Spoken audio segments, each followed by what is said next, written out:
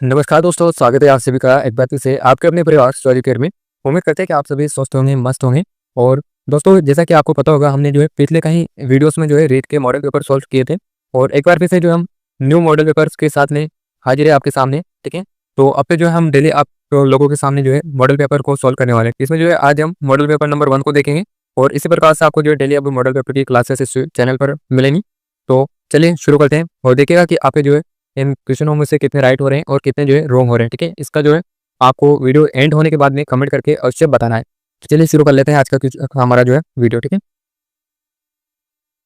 देखिएगा दोस्तों, पहला क्वेश्चन है आपकी स्क्रीन के ऊपर। सवाई माधोपुर में पाया जाने वाला बलुआ पत्थर निम्न में से किस समूह से संबंधित है? क्या भीलवाड़ा सुपर समूह, अरावली समूह, दिल्ली सुपर समूह या फिर विंध्यन सुपर समूह? तो सभी जो है अपना जो है आंसर आप खुद बताने की कोशिश करें कि इसमें जो है क्या ए रहेगा, बी रहेगा या फिर सी या फिर डी। इस प्रकार से आप जो है एनालिसिस स्वयं करें कि आपका जो क्वेश्चन राइट हो रहा है या फिर गलत हो रहा है। ठीक है, तो इसमें जो है सबसे पहले तो हम देख लेते हैं, जिन्होंने भी ऑप्शन नंबर बी बताया उनका बिल्कुल राइट हो जाएगा। ठीक है, यानी कि अरावली समूह में जो है क्या पाया जाता है? बलुआ पत्थर पाया जाता है। तो इस प्रकार से हमारा क्या आंसर हो जाएगा? अरावली समूह।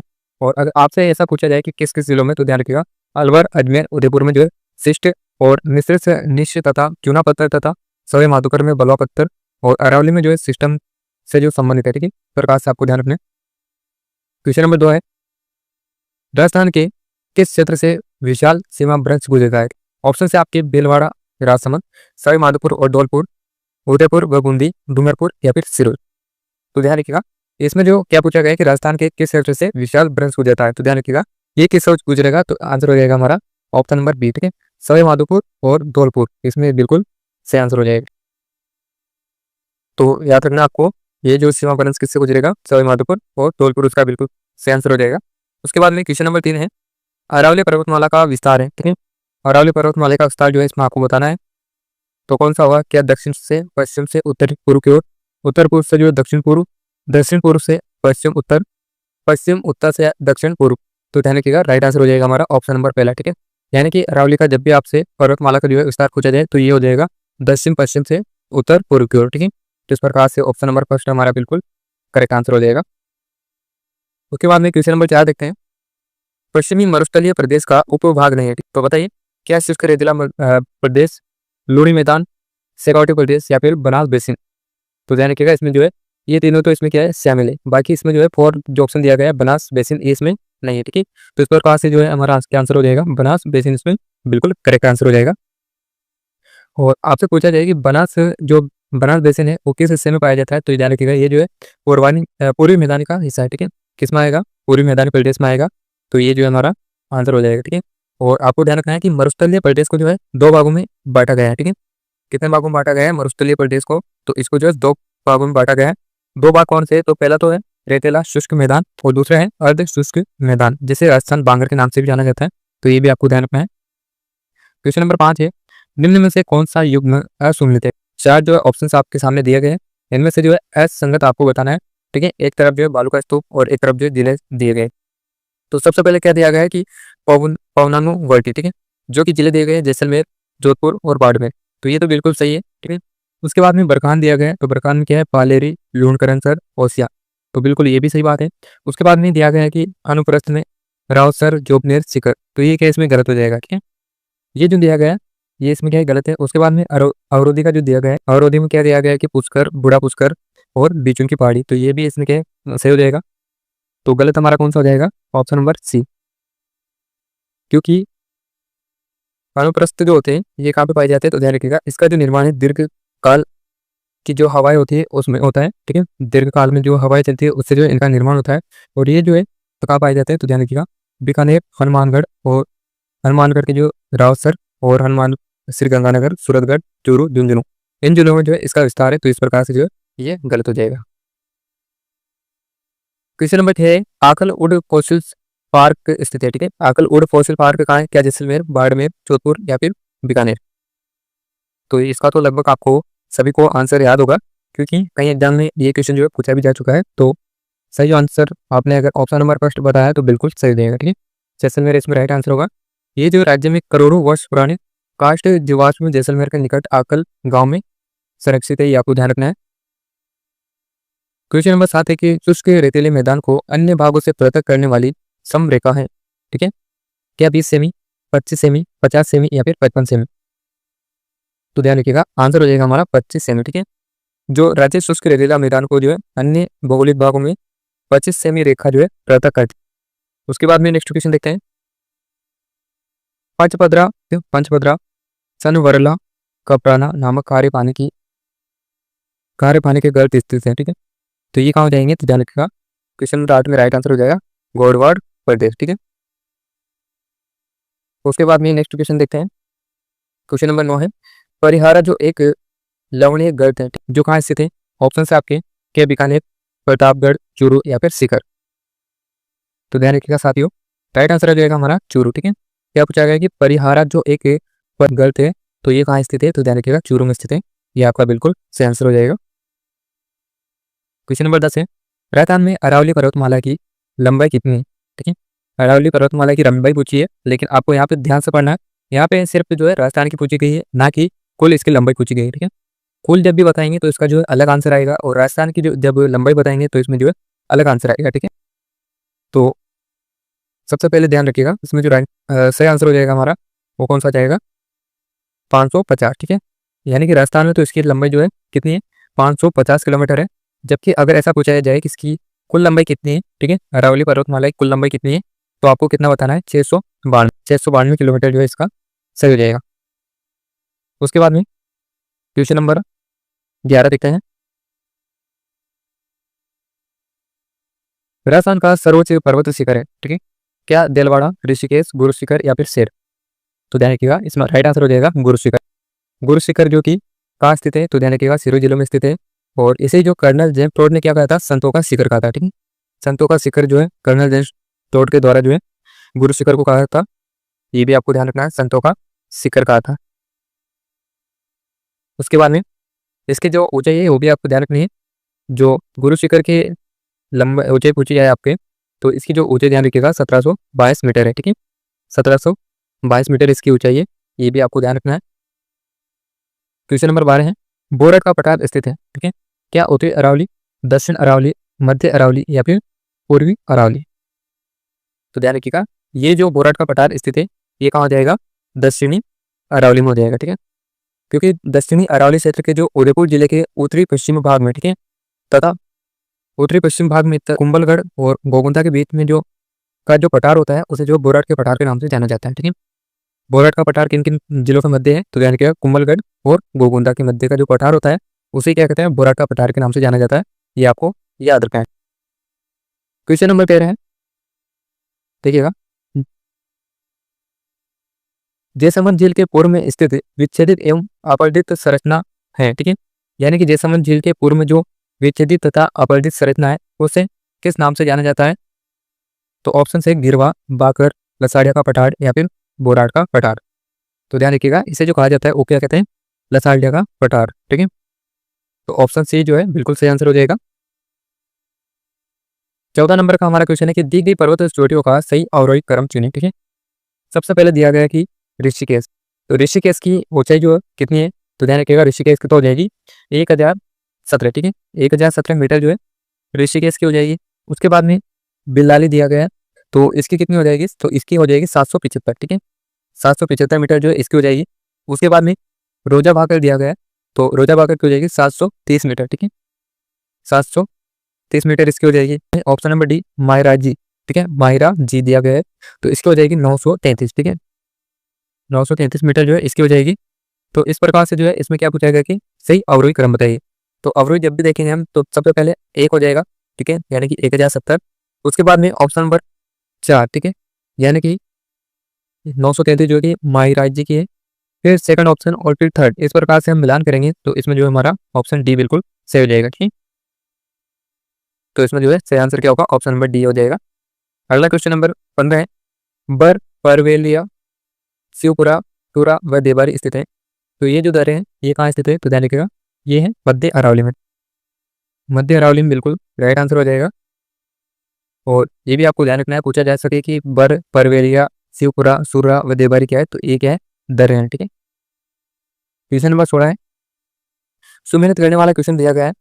ठीक है, तो सबसे पहले डोरा पर्वत दिया गया है, तो मिलान की करें सभी अपना अपना, इसमें जो है कौन सा राइट होगा। सबसे पहले ए में हम देखें तो ए में कौन सा हो जाएगा, ठीक है, इसको छोटा कर लेते हैं। तो ए में हम देखेंगे तो ए में हो जाएगा हमारा दोहरा पर्वत जो दिया गया है, ये हो जाएगा जसवंतपुरा, ठीक है। ए में जो है 4 हो जाएगा। फिर हम देखें कि जारोला पर्वत, तो इसमें हो जाएगा हमारा जालोर। सिरावास का दिया गया है, तो सिरावास का तो कहाँ पे स्थित है, तो ध्यान रखिएगा ये हो जाएगा अलवर में। उसके बाद में नाकोड़ा जो कि सिवाना हो जाएगा, ठीक है। इस प्रकार से जो हमारा राइट आंसर कौन सा हो जाएगा, ऑप्शन नंबर डी हो जाएगा, ठीक है। क्योंकि एक जब 4 में आप मिलाएंगे तो एक जो है यहाँ भी है और यहाँ पर भी है। उसके बाद में डोरा पर्वत जो दिया गया है, डोरा पर्वत जसवंतपुरा में, तो ए में 4 तो इसी में मिल रहा है, तो इसमें नहीं मिल रहा है। तो इस प्रकार से जो है ऑप्शन 4 हमारा क्या हो जाएगा, बिल्कुल सही हो जाएगा। क्वेश्चन नंबर 17 है, तो क्या पूछा गया है कि पूर्वी मैदानी प्रदेश राजस्थान के भौगोलिक क्षेत्रफल के कितने प्रतिशत भाग पर जो है विस्तृत है, ठीक। तो ध्यान रखिएगा ये हो जाएगा 23.3, ठीक है, 23.3 इसका बिल्कुल करेक्ट आंसर हो जाएगा। 18 नंबर का हमारा क्वेश्चन है कि निम्न में से पूर्वी मैदान की संरचना नहीं है, ठीक है। क्या चंबल बेसिन, बनास बेसिन, डंग गंगाधर उच्च भूमि, छप्पन का मैदान। तो ध्यान रखिएगा जो इसमें दिया गया है कि डंग गंगाधर उच्च भूमि, ठीक है, तो ये जो है पूर्वी मैदानी का नहीं है, क्योंकि ये जो दिया गया है ये दक्षिणी पूर्वी पठार यानी कि हाड़ौती की संरचना है। तो इस प्रकार से राइट आंसर हो जाएगा हमारा ऑप्शन नंबर सी। ध्यान रखा है ये कहाँ आ जाएगा, ये हाड़ौती में यानी कि दक्षिणी पूर्वी में हो जाएगा। तो इस प्रकार से ऑप्शन नंबर सी हमारा बिल्कुल सही हो जाएगा। 19 नंबर का क्वेश्चन है कि उत्पाद स्थलाकृति में निम्न में से किस भौतिक विभाग की संरचना है। ध्यान रखिएगा इसमें हो जाएगा हमारा पूर्वी मैदान। अगला नंबर 20 नंबर का क्वेश्चन है हमारा, देखिएगा बनास बनास के मैदान का ढाल है, ठीक है। क्या पूछा गया है कि बनास के जो मैदान का ढाल पूछा गया है, तो आपके ऑप्शन है चारों, उत्तरवर्ती, पूर्ववर्ती, पश्चिमवर्ती या फिर दक्षिणवर्ती।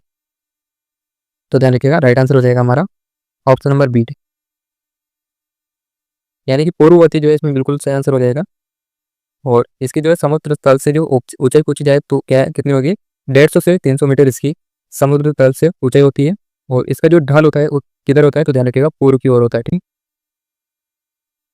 21 नंबर का हमारा क्वेश्चन है कि निम्न में से कौन सा जिला हाड़ौती के पठार में स्थित नहीं है, ठीक है। क्या कोटा, झालावाड़, बारा या फिर राजसमंद। तो इसका तो सभी जो है सही बता पाएंगे, क्योंकि इसमें जो है ऑप्शन नंबर डी जो है ये गलत है, क्योंकि ये जो मैदान का मेवाड़ के अंतर्गत आता है, जबकि कोटा, झालावाड़, बारा और इसके अलावा जो है बूंदी ये सभी क्या है हाड़ौती में आते हैं। तो इस प्रकार से जो हमारा क्या आंसर होगा, ऑप्शन नंबर डी हो जाएगा, ठीक है। राजसमंद जो है कि कहाँ आता है, मेवाड़ के अंतर्गत आता है। उसके बाद में क्वेश्चन नंबर 22 है कि सत्तोर शिखर स्थित है, ठीक है। क्या शेखावाटी प्रदेश में, उत्तरी अरावली प्रदेश में, दक्षिणी पूर्वी पठार या फिर मध्य माई बेसिन। तो यहाँ पे हो जाएगा हमारा ऑप्शन नंबर सी, ठीक है, दक्षिण पूर्वी पठार बिल्कुल करेक्ट आंसर हो जाएगा, ठीक है। दक्षिण पूर्वी पठारी क्षेत्र में बूंदी की पर्वत श्रेणी का जो है सर्वोच्च शिखर है और इसकी ऊंचाई ध्यान रखिएगा 353 मीटर है। तो इस प्रकार से हमारा क्या आंसर हो जाएगा, ऑप्शन नंबर सी। इसकी ऊंचाई भी आपको ध्यान रखनी है, कितनी है, 353 हो जाएगी, 353 मीटर। और कहाँ पे स्थित है, तो ध्यान रखिएगा बूंदी में। उसके बाद में क्वेश्चन नंबर 23 है, गुड़नाल आकृति की पर्वत श्रेणी स्थित है। क्या मोहनगढ़, फतेहगढ़, रामगढ़ या फिर हनुमानगढ़। तो 23 में जिन भी दोस्तों ने यहाँ पे रामगढ़ बताया उनका बिल्कुल सही हो जाएगा, ठीक है। ये जो पहाड़ियाँ दक्षिणी पूर्वी पठारी क्षेत्र के अंतर्गत स्थित है और इस भाग में जो है 12 जिले में रामगढ़ की पहाड़ियाँ जो कि घोड़े की नाल की आकृति में मानी जाती है, ये आपको ध्यान रखना है, ठीक है। क्वेश्चन नंबर 24 है, सर्प मुख एवं फण के समान आकृति की चट्टानें पाई जाती है, ठीक है। तो कहाँ पाई जाती है, क्या भावता, जाडोल, सेंदड़ा या फिर अचरोल। तो ध्यान रखिएगा ये पाई जाती है सेंदड़ा। ऑप्शन नंबर सी जो है बिल्कुल सही हो जाएगा इसमें।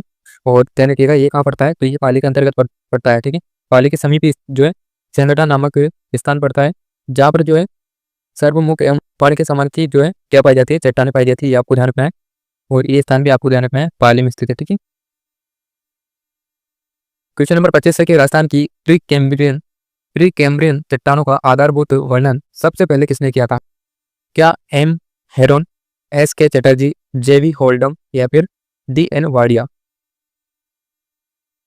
तो सही आंसर हो जाएगा हमारा ऑप्शन नंबर फर्स्ट, ठीक है। यानी कि ए एम हेरोन के द्वारा जो है ये क्या है, इनका जो है अध्ययन किया गया था, ठीक है। वर्णन भी जो है इनके द्वारा किया गया था। तो ध्यान रखें राजस्थान की प्री कैम्ब्रियन चट्टानों का जो आधारभूत वर्णन किया था सबसे पहले वो किसने किया था, ए एम हेरोन ने किया था। और कब किया था, तो 1936 व 1953 के मध्य जो है इन्होंने वर्णन किया था। क्वेश्चन नंबर 26 है, आगे दिया गया है डैश और पूछा गया है कि सभ्यता स्थल मौर्य काल में भी प्रमुख केंद्र था। ठीक है, तो बताइए मौर्य काल में जो प्रमुख केंद्र कौन सा था? क्या कालीबंगा, बेराट, गणेश्वर या फिर बालातर? तो ध्यान रखिएगा, सही आंसर हो जाएगा बेराट। ठीक है, बेराट सभ्यता जो है मौर्य काल में भी प्रमुख केंद्र था, ये आपको ध्यान रखना है। 27 नंबर का क्वेश्चन है कि किस सभ्यता स्थल से 36 चांदी की मुद्रा मिली है, जिनमें से 8 पंचमार्क एवं 28 जो है भारतीय यूनानी शासकों की है। ठीक है, तो बताइए क्या 8 से कालीबंगा से, बेराट या फिर गणेश्वर? तो सही आंसर हो जाएगा हमारा बेराट, जो कि कहाँ पे स्थित है? जयपुर में स्थित है। यहाँ से जो है 36 तांबे की मुद्राएं मिली है, जिनमें से 8 किसकी है? तो 8 जो है पंचमार्क की है, जबकि 28 किसकी है? यूनानी शासकों की है। ये आपको ध्यान रखना है कि बेराट इसमें क्या है, बिल्कुल करेक्ट आंसर हो जाएगा। क्वेश्चन नंबर 28 है, कालीबंगा का उत्खनन कितने सत्रों में होता है? ठीक है, यानी कि कितने चरणों में जो कालीबंगा सभ्यता का उत्खनन किया गया था? तो ध्यान रखिएगा 9 इसमें बिल जो है सही आंसर हो जाएगा। कालीबंगा का उत्खनन 1961 से 1969 तक किया गया था। ठीक है, यानी कि 9 चरणों में जो है इसका उत्खनन कार्य हुआ था, ये आपको ध्यान रखना है। कालीबंगा संग्रहालय की स्थापना कब हुई थी? तो कालीबंगा की जो संग्रहालय बनाया गया था वो कब बनाया गया था? तो ध्यान रखिएगा 1985 में। ठीक है, ऑप्शन नंबर सी इसमें बिल्कुल करेक्ट आंसर हो जाएगा हमारा। 1985 में जो है कालीबंगा संग्रहालय की स्थापना की गई थी। कौन सा साक्ष्य बेराट सभ्यता का स्थल से प्राप्त नहीं है? ठीक है, क्या पूछा गया है कि कौन सा साक्ष्य जो है बेराट सभ्यता स्थल से प्राप्त नहीं हुआ है? तो ऑप्शन है आपके सामने की नाचता हुआ मोर, सॉरी नाचता हुआ पक्षी, लोहे के किले, पत्थर की संदूकें, उस तरह के फलक। तो यहाँ पे जो है हमारा सही आंसर क्या होगा? उस तरह के फलक, इसमें बिल्कुल सही हो जाएगा। ठीक है, जो उस तरह के फलक है और मछली पकड़ने के कांटे गणेशोत्सव सभ्यता से प्राप्त हुए, तो इस प्रकार से हमारा क्या होगा? ऑप्शन नंबर डी इसमें करेक्ट आंसर हो जाएगा, क्योंकि ये जो मिले ये कहाँ से मिले? गणेशोत्सव सभ्यता से मिले हैं। ठीक है, इंपॉर्टेंट क्वेश्चन है, गणेशोत्सव से मिले, यहीं से जो है मछली पकड़ने का कांटा भी प्राप्त हुआ है। ठीक है, नेक्स्ट क्वेश्चन नंबर 31 देखते हैं।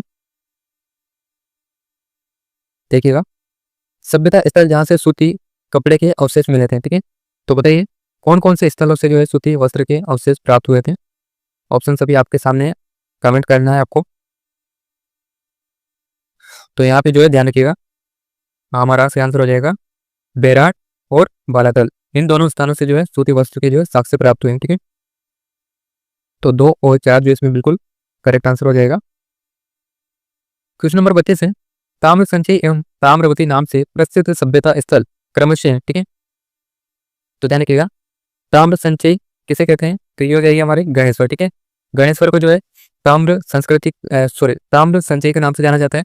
और ताम्रवती जो पूछा जाता है, तो ध्यान रखिएगा ताम्रवती कौन सी हो जाएगी? आड़ हो जाएगी। ठीक है, और इसको जो है आगाटपुर के नाम से भी जाना जाता है, और इसके जो उत्खनन कार्य किया गया था वो अक्षय कीर्ति व्यास के द्वारा किया गया था। ठीक है, तो इसमें हमारा सही आंसर हो जाएगा गणेश्वर आड़। 33 नंबर का हमारा क्वेश्चन है, तो यहाँ पे एक तरफ जो है सभ्यता की कह दी गई विशेषता और एक तरफ जो है बेराट स्थल दिए गए, सॉरी सभ्यता स्थल दिए गए हैं और एक तरफ जो उनकी विशेषता दी गई है, उनको जो है मिलान करना है।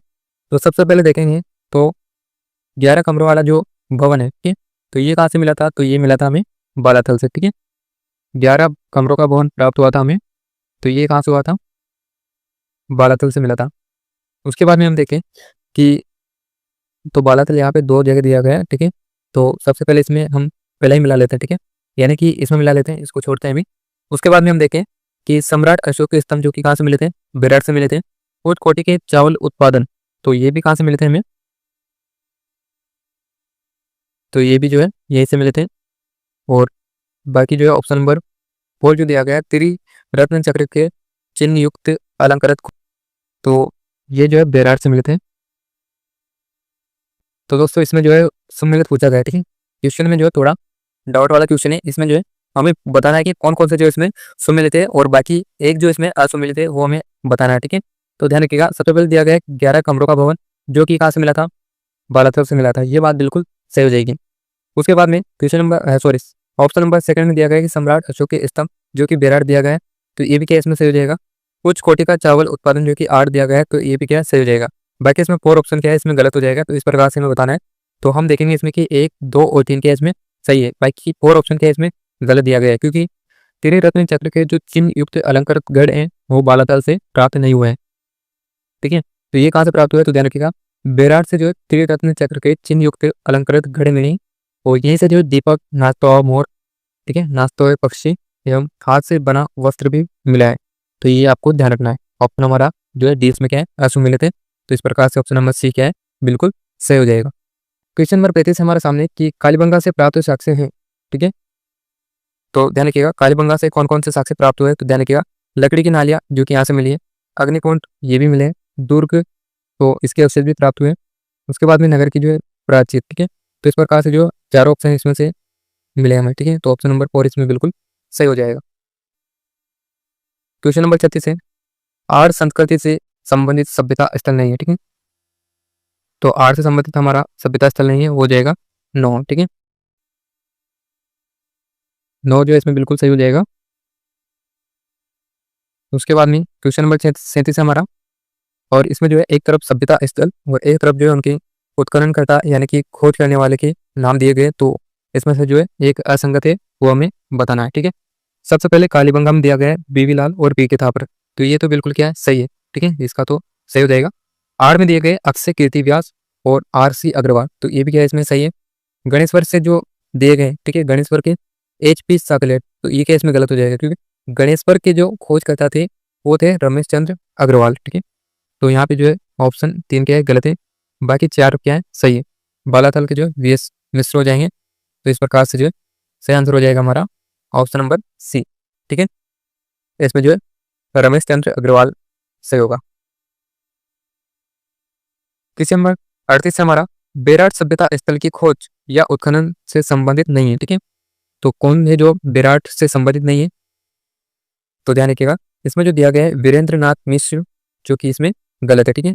बाकी दयाराम साहनी, नीलरत्न बनर्जी, कैलाश नाथ, ये सभी जो है बेराट सभ्यता से संबंधित है, ये आपको ध्यान रखना है, ठीक है। 39 नंबर क्वेश्चन है कि निम्न सभ्यता स्थलों को खोज या उत्खनन की दृष्टि से व्यवस्थित कीजिए, ठीक है। तो व्यवस्थित करना है हमें, तो सबसे पहले हम देखेंगे कि बेराट हो जाएगा, सबसे पहले बेराट हो जाएगा। उसके बाद में हम देखें तो उसके बाद में हो जाएगा हमारा कालीबंगा, ठीक है।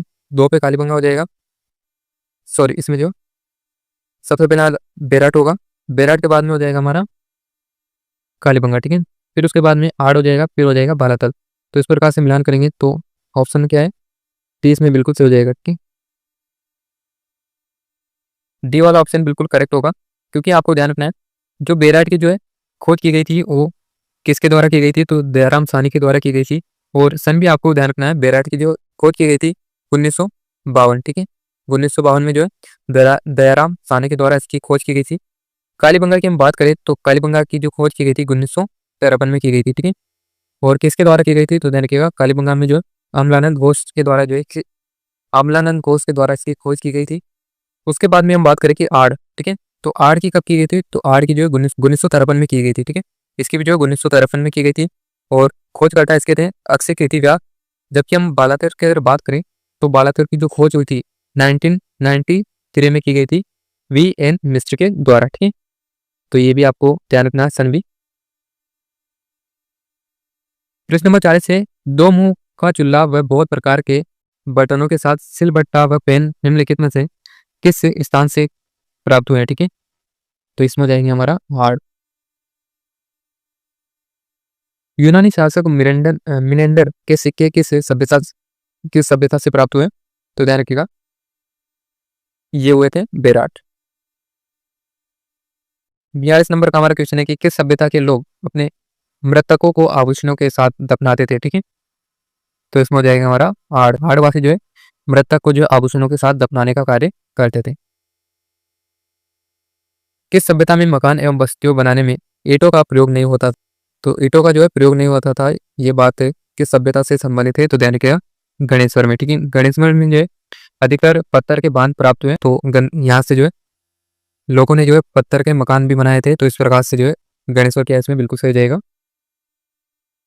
44 नंबर का हमारा क्वेश्चन है कि गणेश्वर सभ्यता किस काल से संबंधित है, ठीक है। तो गणेश्वर हो जाएगी हमारी ताम्र या कांस्य युगीन। 45 नंबर का क्वेश्चन है भीम डुंगरी गणेश डुंगरी राजस्थान की किस सभ्यता से संबंधित है, ठीक है। तो ये जो डुंगरी दी गई है ये बेराट सभ्यता जो कि जयपुर में स्थित है इससे संबंधित है, ठीक। उसके बाद में नेक्स्ट क्वेश्चन नंबर 46 से देखते हैं। धूलकोट का संबंध राजस्थान की किस सभ्यता से रहा है? ठीक है, तो ध्यान रखिएगा, धूलकोट का संबंध किससे हो जाएगा? हमारा आर से हो जाएगा। ठीक है, 47 नंबर का क्वेश्चन है हमारा, कालीबंगा से प्राप्त चबूतरे किससे निर्मित थे? ठीक है, तो ध्यान रखिएगा, कालीबंगा से जो चबूतरे प्राप्त हुए वो किससे संबंधित, किससे निर्मित है? तो मिट्टी के ईंटों से। ठीक है, मिट्टी की जो ईंटें थी इनसे निर्मित है। दोस्तों इसमें जो है आपको, आप सोच रहे होंगे कि इसमें जो है इतिहास के बहुत ही ज़्यादा क्वेश्चन आ चुके हैं, तो इसमें आप ऐसा ना सोचें कि इसमें इसी तरह के वहाँ क्वेश्चन आपको अधिक मिलेंगे। ठीक है, वहाँ पे जो है एवरेज आपको देखने को मिला है, क्योंकि मॉडल पेपर में हो सकता है आपको कुछ विषय के ज़्यादा और कुछ विषय के जो है कम देखने को मिले। ठीक है, तो ये जो है वहाँ के एग्जाम पर निर्भर करता है कि किस टॉपिक से जो है कितने क्वेश्चन पूछे जा सकते हैं। ठीक है, तो इस प्रकार से आपको नहीं सोचना है कि इस पर यहाँ पे जो है ओनली इतिहास के ज़्यादा क्वेश्चन आ रहे हैं। ठीक है, क्वेश्चन नंबर 48 से, किस सभ्यता स्थल से प्राप्त मिट्टी के बर्तनों को कृपशन वर्णी मृदबांध कहते हैं? ठीक, तो ये हो जाएंगे गणेश से। ठीक है, कौन सी वस्तु या कौन सी वस्तु आर्य सभ्यता के उत्खनन से संबंधित नहीं है? ठीक है, तो ये हो जाएगी हमारी चित्रित मृदभांड। ठीक है, क्वेश्चन नंबर 50 हमारा, निम्न पर विचार कीजिए। तो यहाँ पे क्या पूछा गया है? सत्य कथन पूछा गया है। ठीक है, इनमें और ये जो कथन दिए गए इनमें में सत्य का चयन करना है। तो सबसे पहले दिया गया है कि कालीबंगा से 5 स्तर का उत्खनन हुआ। ठीक है, तो ये बात बिल्कुल सही बात है। फिर दिया गया है कि 8 से 8 बार बस्ती उजड़ने के साक्ष्य मिले। ठीक है, तो बात तो ये भी सही है। कालीबंगा के दक्षिण पूर्व दिशा में जुता हुआ खेत मिला, तो ये भी बात सही है। ठीक है, तो इस प्रकार से जो ऑप्शन नंबर 4 जो दिया गया है, यानी कि 1, 2, 3 तीनों के इसमें सही हो जाएंगी। खेजड़ी वृक्ष पर डाक टिकट कब प्रकाशित किया गया था? तो डाक टिकट खेजड़ी वृक्ष पर जो जारी किया गया था वो किया गया था 5 जून 1988 को। और ये भी आपको ध्यान रखना है, विश्व पर्यावरण दिवस भी जो है 5 जून को मनाया जाता है। ठीक है, उसके बाद में क्वेश्चन नंबर 52 है, राज्य प्रतीकों को सुमेलित कीजिए। ठीक है, एक तरफ जो है वृक्ष और एक तरफ जो है उनके वैज्ञानिक नाम दिए गए हैं, तो उनको जो है सुमेलित करना है। ठीक है, तो सबसे पहले हम देखेंगे कि वृक्ष, एक तरफ जो वृक्ष दिया गया तो इसे जो है वृक्ष किसका हो जाएगा? ऑप्शन पर लेग्यूमिनेसी कुल का हो जाएगा। उसके बाद में पक्षी को क्या कहते हैं? तो आर्डियोटिस कहते हैं। पुष्प का हो जाएगा बिग्नोनियासी, और वन्य जीव का हो जाएगा गजेला ब्रेटी। तो इस प्रकार से जो है इसमें जो ऑलरेडी क्या है सारे सुमेलित दिए गए हैं। तो ध्यान रखिएगा दोस्तों, क्वेश्चन नंबर 52 में हमारा सही आंसर हो जाएगा ऑप्शन नंबर 3। ठीक है, ऑप्शन जी सी जो दिया गया है, यानी कि ये जो है ऑलरेडी सभी सुमेलित हो जाएंगे। ठीक है, उसके बाद में 53 नंबर का क्वेश्चन है हमारा, रोहिड़ा निम्न में से किस जिले का पंच गौरव नहीं है? ठीक है, तो ध्यान रखिएगा इसमें जो है जैसलमेर, इसमें क्या है सही आंसर हो जाएगा। उसके बाद में अगला क्वेश्चन नंबर 54 है, निम्न में से कौन सा एक श्री गंगानगर जिले का शुभंकर है? ठीक है, तो ऑप्शन आपके चिंकारा, शाहीन, गोडावन या फिर मरु लोमड़ी। तो ध्यान रखना आपको कि चिंकारा इसमें क्या है बिल्कुल सही हो जाएगा। ठीक है, चिंकारा हो जाएगा श्री गंगानगर का, और सैन कहाँ का हो जाएगा? तो ये हो जाएगा अलवर का। ठीक है, सैन जो है अलवर का हो जाएगा। उसके बाद में हम बात करें कि गोडावन, तो गोडावन हो जाएगा जैसलमेर। ठीक है, ये हो जाएगा जैसलमेर का। उसके बाद में मरु लोमड़ी जो दिया गया है ये हो जाएगा बाड़मेर का। ठीक है, तो इस प्रकार से आपको जो है शुभंकर भी ध्यान रखना है। ठीक है, चिंकारा जो है श्री गंगानगर का शुभंकर है, सैन हो जाएगा अलवर का, और गोडाउन जैसलमेर, मरु लोमड़ी जो है बाड़मेर इसमें हो जाएगा। क्वेश्चन नंबर 55 है हमारा, निम्न में से किस राज्य प्रतीक को सबसे पहले राज्य प्रतीक का दर्जा दिया गया? ठीक है, तो ध्यान रखिएगा इसमें हो जाएगा ग्रेट इंडियन बस्टर्ड। ठीक है, ग्रेट इंडियन बस्टर्ड को जो सबसे पहले राज्य प्रतीक का दर्जा दिया गया है। ठीक है, और ये भी आपको ध्यान रखना है, राज्य वृक्ष खेजड़ी, जो कि क्या है राज्य वृक्ष क्या हो जाएगा हमारा? खेजड़ी हो जाएगा। और इसे जो है कब राज्य वृक्ष घोषित किया गया था? तो ध्यान रखिएगा 1983 ईस्वी में किया गया था। और पक्षी जो राज्य पक्षी हो जाएगा हमारा गोडाउन, जैसे 1982 में कब किया गया था? 1982 ईस्वी में किया गया था। ठीक है, इसे जो 1982 ईस्वी में जो है क्या दिया गया था? राज्य पक्षी का जो है दर्जा दिया गया था। उसके बाद में हम बात करें कि राज्य पुष्प जो कि रोहिड़ा है उसे जो 1983 ईस्वी में जो है दर्जा प्राप्त हुआ था। और वन्य जीव जो कि चिंकारा है इसे कब हुआ था? तो 1983 ईस्वी में। इस प्रकार से जो इनका भी आपको ध्यान रखना है। और ये जो है हमारा ग्रेट इंडियन बस्टर्ड। ठीक है, चिंकारा को भारतीय वन्य जीव संरक्षण अधिनियम 1972 की अनुसूची में संरक्षण प्राप्त है। ठीक है, तो ये किस अनुच्छेद में हो जाएगा, तो ये हो जाएगी प्रथम। ठीक है, चिंकारा को जो भारतीय वन्यजीव संरक्षण अधिनियम की अनुसूची 1 के अंतर्गत शामिल किया गया है। वन्य संरक्षण अधिनियम 1972 के अनुसार चिंकारा का शिकार निषेध होने के साथ ही कानूनी अपराध की श्रेणी में भी आता है। ठीक है, 57 नंबर का हमारा क्वेश्चन है कि ऊंट को पालतू पशु श्रेणी में राज्य पशु कब अधिसूचित किया गया है। ठीक है, तो बताइए दोस्तों, ऊंट को जो है पालतू श्रेणी में राज्य पशु के रूप में कब शामिल किया गया, ध्यान रखिएगा 19 सितंबर 2014 को शामिल किया गया है। ठीक है, ऑप्शन बी इसमें बिल्कुल करेक्ट आंसर होगा। बास्केटबॉल के संबंध में कौन सा कथन असत्य है। ठीक है, तो ध्यान रखिएगा, बास्केटबॉल के बारे में जो असत्य कथन पूछा गया है, तो सबसे पहले तो दिया गया कि ये बाड़मेर जिले के पंचगौर में जो है शामिल है। ठीक है, तो बात बिल्कुल सही है। ठीक है, उसके बाद में सेकंड ऑप्शन है कि बास्केटबॉल को 1948 में राज्य खेल का दर्जा प्रदान किया गया। बास्केटबॉल में 12 मार्च 2025 तक राज्य के 4 खिलाड़ी अर्जुन अवार्ड है। ठीक है, तो ये बात इसमें क्या है, गलत है। बाकी इस खेल में एक टीम में 5 खिलाड़ी होते हैं, ये बात भी सही है। तो ध्यान रखिएगा, इसमें जो है सी ऑप्शन गलत है, क्योंकि 12 मार्च 2025 राज्य सरकार राज्य क्रीड़ा परिषद राजस्थान के अनुसार राज्य के 5 खिलाड़ियों को बास्केटबॉल के जो क्या है अवार्ड दिए जा चुके हैं। ठीक है, ये जो है 5 इसमें क्या है गलत है, यहाँ पे क्या है 5 होगा। ठीक है, और 5 कौन कौन से, तो वो भी आपको नाम ध्यान रखने हैं। पहला है श्री खुशीराम, दूसरे सुरेंद्र कुमार कटारिया, तीसरे हनुमान सिंह, और चौथे नंबर के अजमेर सिंह, और 5 नंबर को देंगे राधेश्याम। ठीक है, तो इस प्रकार से जो है ऑप्शन क्या इसमें असत्य हो जाएगा। 59 क्वेश्चन है, राजस्थान का राज्य गीत है। ठीक है, तो अगर आपने जो है ऑप्शन नंबर सी यहाँ पे बताया तो आपका बिल्कुल सही हो जाएगा। ठीक है, केसरिया वाला में जो है राजस्थान का राज्य गीत कौन सा हो जाएगा, केसरिया वाला में। ये मांड लोक गायिका से संबंधित है, और इस गीत को जो प्रसिद्ध मांगी बाई एवं अल्लाह जिलाबाई के द्वारा जो इसे प्रसिद्धि दिलाई गई थी। ठीक है, गोडाउन को रेड डाटा बुक में कब शामिल किया गया है। ठीक है, ऑप्शन से 2010, 2011, 2012, 2013। तो बताइए, अगर आपने जो ऑप्शन नंबर फर्स्ट बताया तो आपका बिल्कुल ये गलत हो जाएगा। ठीक है, यानी कि ऑप्शन नंबर बी जो है 2011 इसमें बिल्कुल राइट आंसर हो जाएगा। International union for conservation of nature, ठीक है, जिसकी शॉर्ट फॉर्म क्या होती है, ICUN। ठीक है, तो ये रेड बुक में से ये शामिल किया गया था 2011 में। 2017 में जो चिंकारा को शामिल किया गया था, ये आपको ध्यान रखना है। क्वेश्चन नंबर 61 है, केंद्रीय शुष्क बागवानी संस्थान जो कहाँ है, बीकानेर में, के द्वारा राज्य वृक्ष की किस संवर्धित किस्म का विकास 2007 में किया गया है। ठीक है, तो ध्यान रखिएगा थार शोभा का। अगला क्वेश्चन है हमारा 62, बास्केटबॉल के लिए राजस्थान के निम्न में से किस खिलाड़ी को अर्जुन पुरस्कार नहीं दिया गया है। ठीक है, तो नहीं दिया गया पूछा गया है, तो ध्यान रखिएगा इसमें जो खुशीराम को दिया गया है, हनुमान सिंह, और ये भी हो जाएंगे, अभी हमने ऊपर देख लिया है। ठीक है, तो इसमें जो है भवर सिंह यहाँ पे गलत है। ठीक है, बाकी खुशीराम, हनुमान सिंह और सुरेंद्र कुमार कटारिया, इसके अलावा हनुमान सिंह और अजमेर सिंह, राधेश्याम, इनको दिया गया है। ठीक है, और ये भी आपको ध्यान रखना है, श्री भवर सिंह को जो है बास्केटबॉल के लिए गुरु द्रोणाचार्य पुरस्कार से सम्मानित किया गया है। ठीक है, घूमर नृत्य को प्रोत्साहन देने के लिए गणगौर घूमर नृत्य अकादमी की स्थापना 1986 में कहाँ की गई। तो बताइए, क्या जयपुर में, कलकत्ता, मुंबई या फिर मथुरा। तो सही आंसर हो जाएगा हमारा मुंबई। ठीक है, मुंबई जो है इसमें बिल्कुल सही हो जाएगा। घूमर को संरक्षित करने और बढ़ावा देने के लिए जो है संत रामपुर की महारानी राजमाता गोवर्धन कुमारी ने गणगौर घूमर नृत्य अकादमी की स्थापना 1986 में की थी। ठीक है, और स्थापना किसने की थी, तो ये ध्यान रखना है, महारानी राजमाता गोवर्धन कुमारी के द्वारा।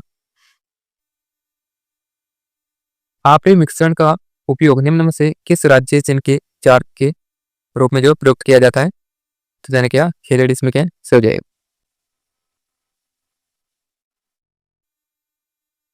अगला क्वेश्चन है हमारा, गोडाउन पर प्रथम अंतर्राष्ट्रीय सम्मेलन किस शहर में आयोजित किया गया है। ठीक है, क्वेश्चन नंबर 65 में जो हमारा सही आंसर होगा वो हो जाएगा जयपुर। ठीक है, गोडाउन पर जो प्रथम अंतर्राष्ट्रीय सम्मेलन किस शहर में हुआ था, तो ध्यान रखिएगा जयपुर में हुआ था। ठीक है, और ये भी आपको ध्यान रखना है कि 1980 में जो है जयपुर में गोडाउन पर प्रथम अंतर्राष्ट्रीय सम्मेलन होता है। ठीक है, सन भी आपको ध्यान रखना है कब हुआ था, 1980 को हुआ था, ये भी इंपॉर्टेंट है। क्वेश्चन नंबर अगला है, PM ई विद्या योजना के संबंध में कौन सा कथन सही है। ठीक है, सही पूछा गया है, तो कई में जो हमारा हो जाएगा ऑप्शन नंबर बी जो दिया गया है। राजस्थान में इसका संचालन RSCRT के का अजमेर केंद्र करता है। ठीक है, राजस्थान में इसका जो संचालन किसके द्वारा किया जाता है? RSCRT के द्वारा किया जाता है। ये बात बिल्कुल सही हो जाएगी। अगला है, राजस्थान में RSCRT द्वारा प्रकाशित छात्र कैरियर मार्गदर्शन पुस्तिका है। तो बताइए क्या सारथी, समर्थ, सफर या फिर आधा फूल? तो राइट आंसर हो जाएगा हमारा ऑप्शन नंबर सी। ठीक है, सफर। सफर जो है RSCRT द्वारा, ठीक है, क्या दिया गया है? RSCRT द्वारा प्रकाशित छात्र कैरियर मार्गदर्शन पुस्तिका है। ठीक है, सफर है, इंपॉर्टेंट क्वेश्चन है। आओ घर से सीखे कार्यक्रम को कब प्रारंभ किया गया है? ठीक है, तो सभी जो है इसका आंसर बताएंगे। क्वेश्चन नंबर 38 का जो है आपको इसका आंसर बताना है। तो जिन भी दोस्तों ने ऑप्शन नंबर फर्स्ट बताया अक्टूबर 2020, ठीक है, अक्टूबर 2020 वाला बिल्कुल सही आंसर हो जाएगा इसमें। इस्माइल कार्यक्रम के अंतर्गत 26 अक्टूबर 2020 को जो है आओ घर से सीखें कार्यक्रम की शुरुआत की गई थी, जिसके बाद में जो है इस्माइल 2.0 को 2 नवंबर 2020 को लागू किया गया था। ठीक है, इस्माइल 2.0 को जो है 2 नवंबर 2020 को लागू किया गया था, ये भी आपको याद रखना है। अगला क्वेश्चन है कि हवा महल कार्यक्रम प्रसारित होता है, तो बताइए क्या प्रत्येक शुक्रवार या फिर शनिवार? तो ये हो जाएगा हमारा ऑप्शन नंबर डी। ठीक है, प्रत्येक शनिवार को जो है हवा महल कार्यक्रम प्रसारित होता है, तो ये क्या है, इसमें बिल्कुल सही हो जाएगा। कोविड-19 महामारी के कारण जो है लॉकडाउन की स्थिति में बच्चों की पढ़ाई सुचारू रूप से जारी रखने के लिए रेडियो प्रसारण कार्यक्रम हवा महल का प्रारंभ किया गया था। ठीक है, और RSCRT उदयपुर के द्वारा ये जो है प्रसारित किया जाता था, और इसकी शुरुआत 2 मई 2020 से प्रत्येक शनिवार को की गई थी। ठीक है, तो ये भी आपको ध्यान रखना है, शुरुआत जो है 2 मई 2020 को की गई थी। ठीक है, अगला क्वेश्चन है कॉन्विजिनियस ऐप को प्रारंभ किया गया। ठीक है, तो बताइए क्या इस्माइल के अंतर्गत, इस्माइल 2.0 के अंतर्गत, इस्माइल 3.0 के अंतर्गत या फिर इनमें से कोई नहीं? तो राइट आंसर हो जाएगा हमारा ऑप्शन नंबर सी। ठीक है, इस्माइल 3.0 के अंतर्गत जो है कॉन्विजिनियस ऐप को जो है प्रारंभ किया गया था। वर्तमान में इस्माइल 3.0 के अंतर्गत कंटेंट एवं क्यूज, ठीक है, व्हाट्सएप पर न भेजकर कॉन्विजियंस जो ऐप बना गया है इस पर भेजी जाती है, आपको ध्यान रखना है। ठीक है, क्वेश्चन नंबर 71 है, शिक्षा वाणी कार्यक्रम के तहत कक्षा 9 से 12 तक कुल कितने मिनट का प्रसारण होता है? ठीक है, क्या 15 मिनट, 17 मिनट, 19 मिनट या फिर 21 मिनट? तो सभी जो है भावी अध्यापक अपना जो है आंसर ये बताएंगे, आपका जो है उत्तर की हम प्रतीक्षा कर रहे हैं। ठीक है, सभी आप जो है इसका आंसर बताएं कि कौन सा राइट होगा। तो लगभग जो है सही बता रहे हैं ऑप्शन नंबर डी। ठीक है, यानी कि ये जो है लगभग 20 मिनट जो है प्रसारित किया जाता था। ठीक है, तो ऑप्शन नंबर डी इसमें क्या बिल्कुल सही हो जाएगा। ठीक है, शिक्षा वाणी कार्यक्रम का प्रारंभ कब किया गया था? तो ध्यान रखिएगा 11 मई 2020 को किया गया। ठीक है, जिसमें कक्षा 1 से 12 तक के बच्चों के लिए प्रत्येक सोमवार से शनिवार, ठीक है, 55 मिनट की कुल अवधि का रेडियो प्रसारण प्रसारित किया जाता है। ठीक है, जिसकी प्रसारण सामग्री जो है कितनी होगी? तो ये आपको ध्यान रखना है 20 मिनट होगी। ठीक है, और 9 से 12 के लिए दिया गया है, इसलिए जो है कितनी होगी? 20 मिनट होगी, 20 या 21 मिनट आप इसको बोल सकते हो। बाकी 1 से 2 कक्षा के लिए आपसे पूछा जाए तो 1 से 2 के लिए जो हो जाएगी वो हो जाएगी 15 मिनट, कक्षा 1 से 2 हो जाएगी इसमें। कक्षा 1 और 2 के लिए जो है 15 मिनट ये प्रसारण होता है। बाकी 3 से 8 पूछा जाए तो 3 से 8 में हो जाएगा 19 मिनट। ठीक है, ये हो जाएगा 3 से 8, 3 से 8 में जो है 19 मिनट जो है प्रसारण होता है, और 9 से 12 के लिए 20 मिनट होता है। ठीक है, बेहतर नंबर का हमारा क्वेश्चन है कि विद्यालय में ई लर्निंग के लिए प्रोजेक्ट इस्माइल का विस्तारित रूप है। ठीक है, यानी कि इस्माइल का जो है पूरा नाम यहाँ पे आप पूछा गया है, तो ध्यान रखिएगा पूरा नाम हो जाएगा social media interface for learning engagement. ठीक है, ऑप्शन पहला क्या इसमें सही हो जाएगा, social media interface for learning engagement जो है इस्माइल का पूरा नाम है, ये आपको ध्यान रखना है, इंपॉर्टेंट क्वेश्चन है, पूछा जा सकता है ये।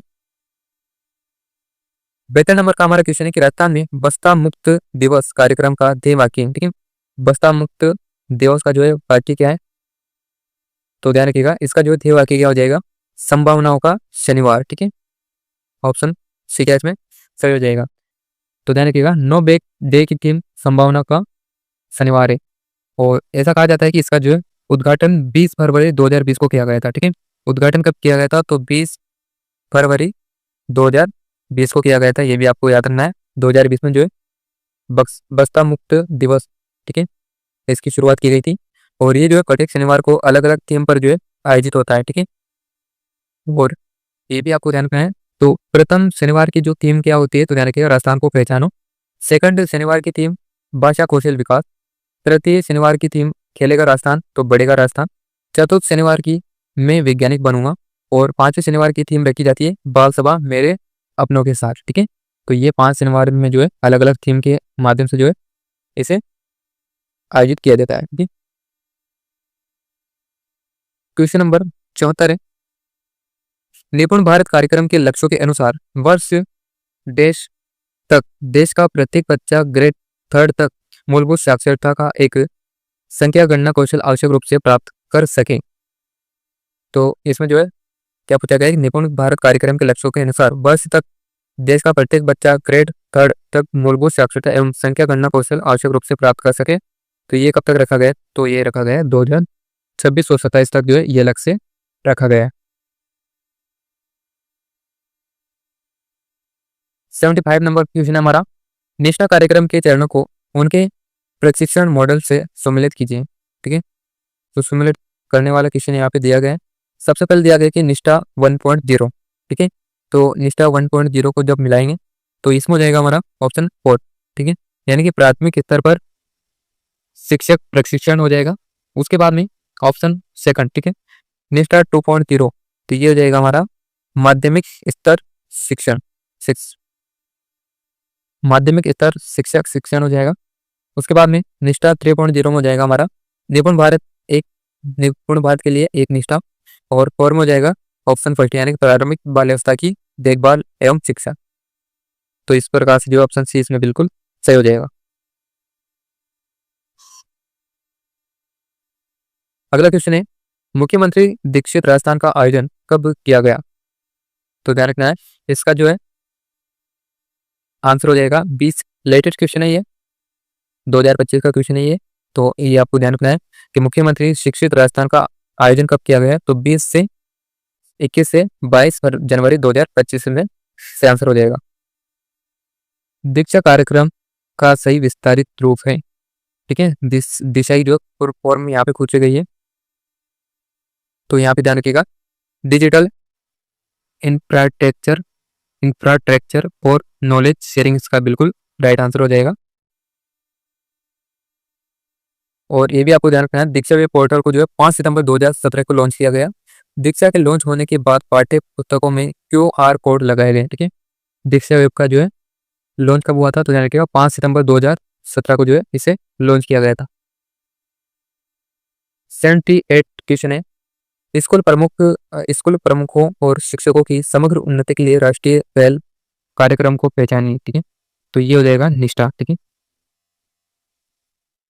निष्ठा की फुल फॉर्म भी आपको याद रखनी है। ठीक है, national initiative for school heads and teachers holistic advancement, ये जो इसका फुल फॉर्म होता है। ठीक है, तो सही आंसर हो जाएगा निष्ठा। निम्न में से कौन सी पहल राजस्थान सरकार द्वारा शैक्षिक सुधार के लिए प्रारंभ की गई है? ठीक है, बताइए, क्या प्रदर्शन ग्रेड इंडेक्स, यूडाइस प्लस, सगुनोत्सव, या फिर इनमें से कोई नहीं? तो यहाँ पे सही आंसर हो जाएगा इनमें से कोई नहीं। ठीक है, तो हाल ही में जो है पूर्ववर्ती मानव संसाधन एवं विकास मंत्रालय भारत सरकार द्वारा प्रदर्शन ग्रेड इंडेक्स, ठीक है, जिसे जो है शॉर्ट में PGI भी बोला जाता है, उसके द्वारा जो है यूडाइस प्लस, विद्यालय ऑडिट और राष्ट्रीय उपलब्ध सर्वेक्षण जैसे नवाचार किए गए। तो इस प्रकार से जो इसमें से कोई भी नहीं होगा। ठीक है, 80 नंबर का हमारा क्वेश्चन है कि रोजर्स के अनुसार शैक्षिक नवाचार के कितने चरण हैं? ठीक है, तो इनके अनुसार जो है 5 चरण है। और वो 5 चरण कौन से है? तो वो भी आपको ध्यान रखना है, ज्ञान, अनुनय, निर्णय और कार्यान्वयन, और 5 हो जाएगा पुष्टि। ठीक है, तो इस प्रकार से जो है 5 यहाँ पे करेक्ट आंसर हो जाएगा।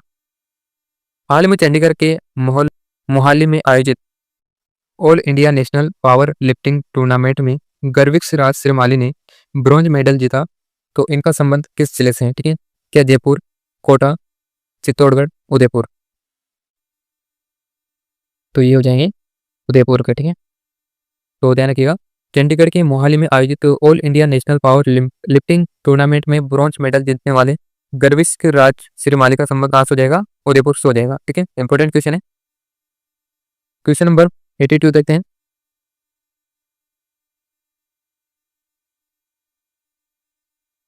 निम्न में से पंच गौरव में शामिल नहीं है, ठीक है।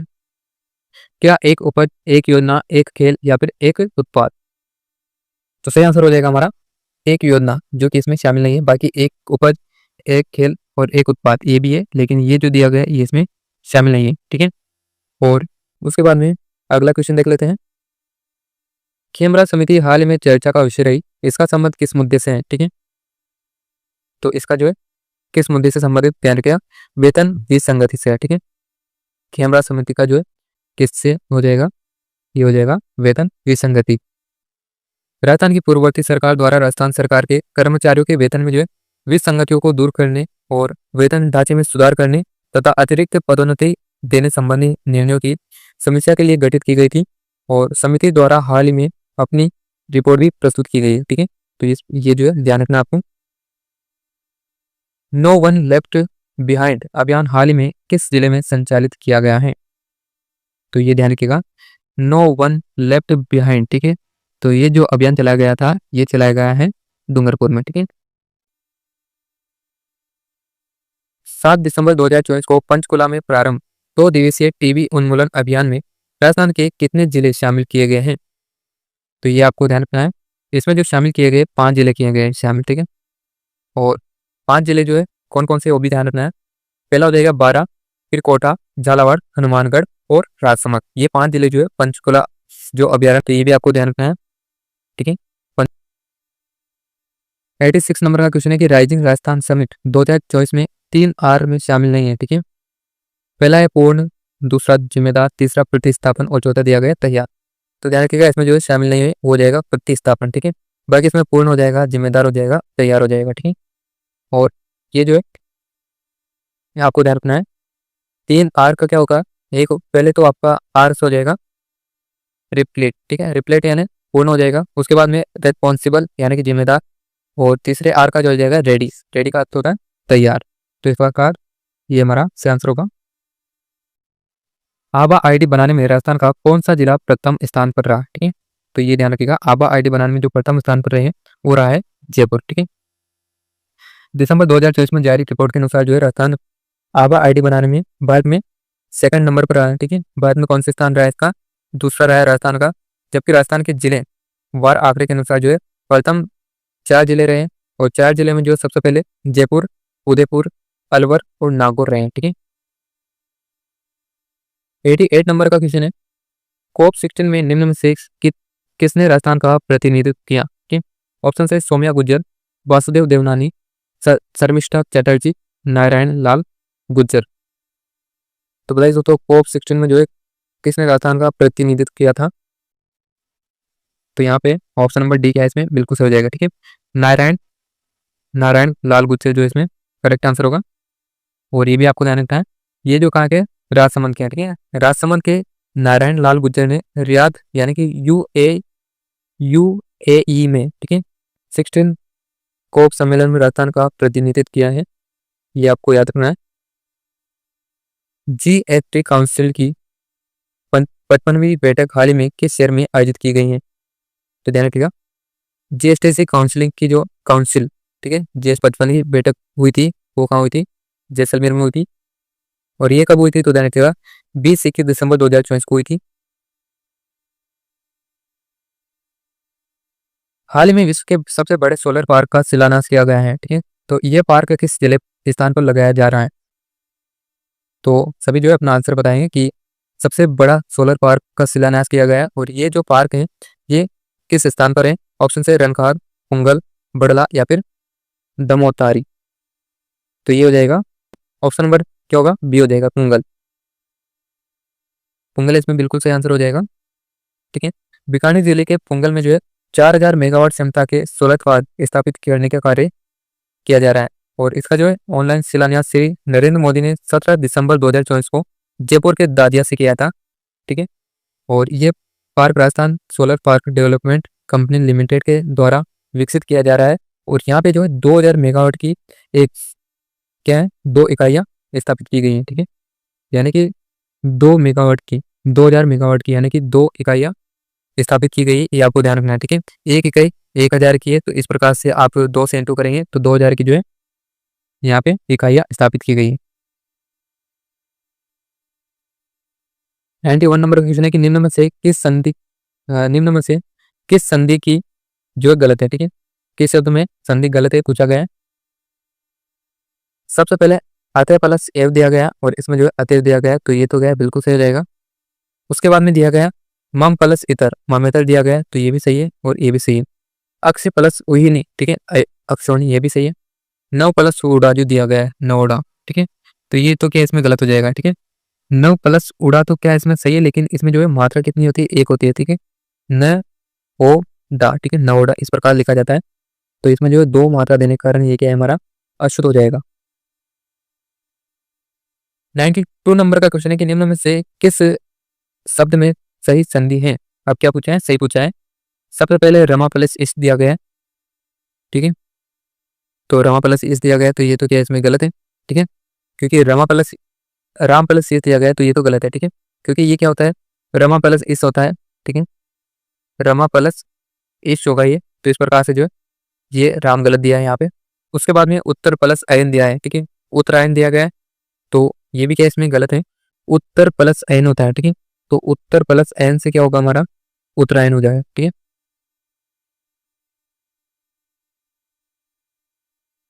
उसके बाद में 3rd नंबर पे पितृ प्लस आज्ञा पितराज्ञा दिया गया है, तो पितराज्ञा बिल्कुल सही हो जाएगा इसमें। पितराज्ञा क्या है इसमें सही है। ठीक है, और यहाँ पे क्या पूछा है, सही पूछा है, तो पितराज्ञा तो बिल्कुल सही हो जाएगा। ध्वनि प्लस अर्थ दिया गया है जो कि गलत है, और ये भी आपको ध्यान रखना है। रमेश में कौन सी संधि है, तो रमेश में हो जाएगी गुण संधि। ठीक है, रमेश में गुण संधि हो जाएगी, और उत्तरायण में जो हो जाएगी वो हो जाएगी दीर्घ। ठीक है, उत्तरायण में दीर्घ संधि होगी। फिर हम बात करें कि ऑप्शन नंबर 3rd में जो है पितराज्ञा, तो इसमें हो जाएगी यण, तो ये आपको ध्यान रखना है। ऑप्शन नंबर सी इसमें क्या है सही है।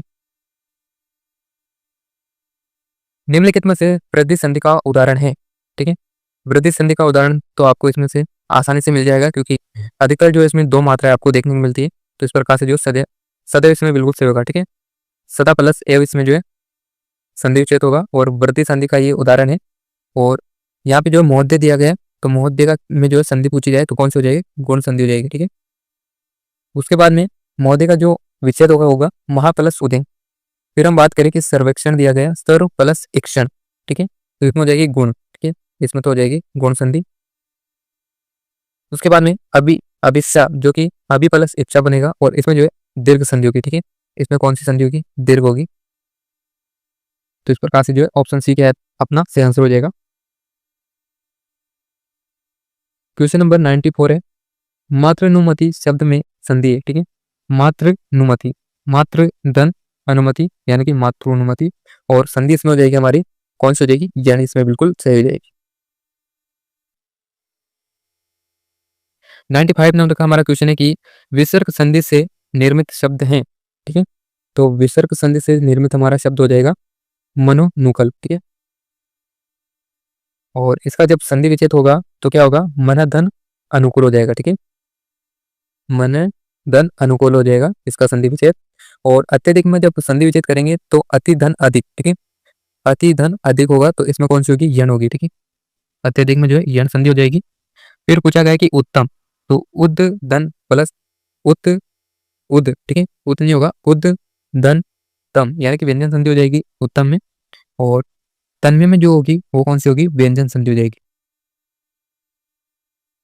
96 नंबर का क्वेश्चन है which is sentence uses the correct article. ठीक है, कौन से सेंटेंस में जो है सही आर्टिकल का क्या है प्रयोग किया गया है, ये पूछा गया है। तो ऑप्शन नंबर बी में जो दिया है, ठीक है, आई साउ an elephant in the zoo. ठीक है, तो ये क्या इसमें बिल्कुल सही हो जाएगा। 97 नंबर का क्वेश्चन हमारा choose the correct article for the sentence. ठीक है, और यहाँ पे एक सेंटेंस है उसमें जो है आर्टिकल फिल करने के लिए बोला जा रहा है he is blank honest person. ठीक है, तो ऑनेस्ट को जब भी हम लिखेंगे तो आ की ध्वनि जो है इसमें आएगी, ठीक है। ऑनेस्ट इस प्रकार से हम लिखेंगे।